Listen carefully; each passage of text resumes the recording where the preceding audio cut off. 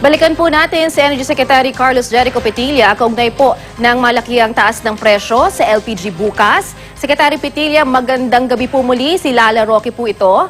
Magandang gabi rin, Lala. Ang tanong ko po, bukas pa ho dapat magiging epektibo ang price hike. Pero meron na ho tayong na-monitor na ilang mga dealers at retailers na umano yung nagtaas na ng presyo. Kayo po ba'y nakapag-monitor na rin ng mga nagtaas ng presyo? Wala pa kami namomonitor, pero kung meron kayong alam na nagtaas ng presyo na hindi nagbigay ng notice sa amin, paalam sa amin. Oho, so kasi ho meron nagsasabi talagang sobrang taas, lampas na ng 800, so wala ho pa rin nagre-report sa inyo. O ang inyong opisina man lang ay dito ho nakakakita o meron ng na nakapagsumbong, Secretary? Wala pa naman, although every now and then meron kami nababalitaan na nagsasabi na merong nagtaas, pero wala kaming konkretong information as to where, when, at wala kaming basis kung saan kami pupunta at this point. Pero meron din kami natanggap, Secretary, na ulat na nung isang linggo pa raw ho, nagtaas ng presyo Ang ilang refiller tulad po ng Regasco Gas, meron din ho ba kayong ulat tungkol dito o balita?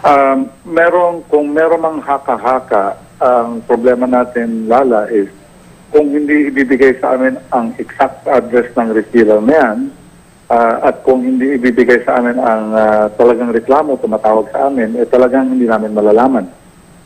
Oh, pero Secretary, ano ho bang inyong gagawin? O meron ho ba kayong hakbang? Meron ho ba kayong gagawing special team para lang maglibot? Kasi po tila meron na ho talagang mga tao na nagsusumbong, bagaman dito ho sa amin, sa balita, ay meron na rin hong nakita na nakabili ho talaga ng mas mahal na LPG.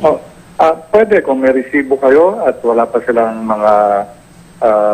silang notice. Kasi alam mo, ang presyo naman, hindi naman natin pwedeng regulate yan. Deregulated tayo, di ba?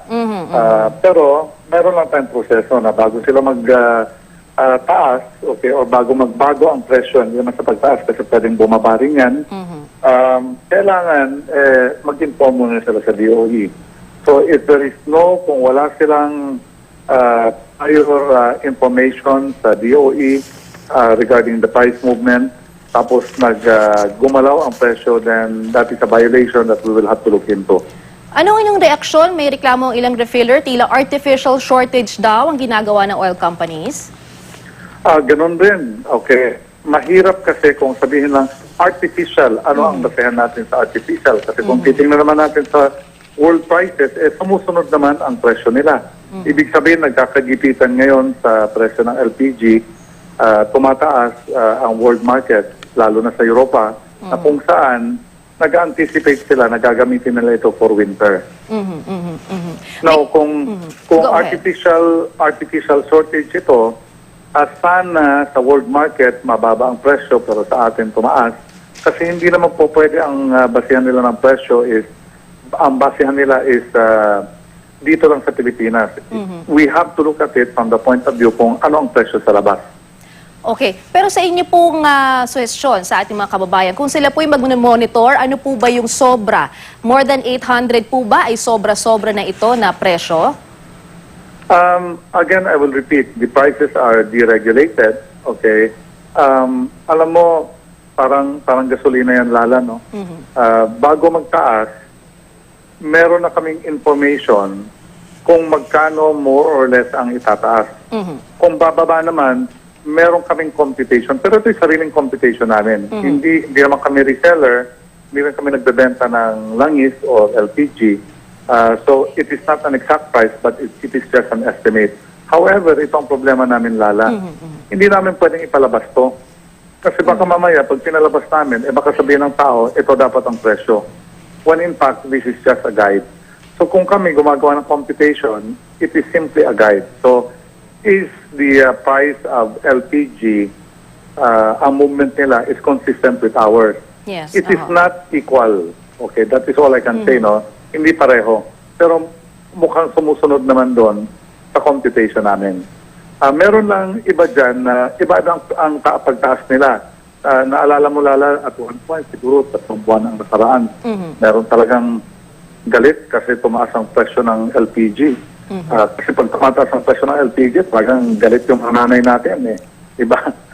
Lalo na silang nagluluto. Pero pag bumababa, wala naman tayong naririnig. Pero talagang natural yan. Pag tumataas, lahat ng reklamo. Yung pagtaas nun, lahat tumaas. Pero iba-iba ang pagtaas nila. Merong mataas ang pagtaas, merong katamtaman lang, meron namang average lang ang pagtaas nila. Hindi pare-pareho lahat yung tatlo. So, pinapaimbestigahan sa akin ang malaki ang tinaas. Pero sabi ko, hindi ko pwedeng imbestigahan ang nagtaas ng napakalaki. Kasi ang trabaho namin talaga is just to make sure na hindi nag-uusap itong mga supplier natin. So, hindi naman nag-uusap yan kasi iba-iba ang pagtaas nila. So, yun din ang tinitingnan natin ngayon dito. Itong pagtaas, at malalaman natin bukas, kayo ba ay uniform ang pagtaas? Kumbaga, nag-usap ba kayo? Kasi kung nag-usap silang lahat at pare-pareho ang pagtaas nila, may collusion yon. Hindi nagbibigyan ng choice ang mga consumers natin. Okay. At kung sakali pong ganon, ay doon po papasok ang investigasyon po ng DOE. Yun, doon ang papasok ang investigasyon. Pero kung merong nagtataas lang kasi ang hata-hata ngayon, merong 11, merong 13, merong 14. Kung ganyan ang lalabas, merong 11, merong 13, merong 14, di para pareho. Pero lahat matataas. At ito'y actually, kahit ito'y medyo hindi masyadong sang-ayon sa world market, pero iba-iba ang increase nila. Ibig sabihin, ang sinasabi ko sa lahat, huwag kayong bumili doon sa mataas ang pagtaas ng presyo. Yung 14, dito kayo sa 11. In other words, nabibigyan natin ng choice ang mga tao. Yun ang pinoproteksyonan natin. Okay. Maraming salamat po sa inyong panahon. Thank you very much, Lala. Si Secretary Carlos Jericho Petilla ng Department of Energy.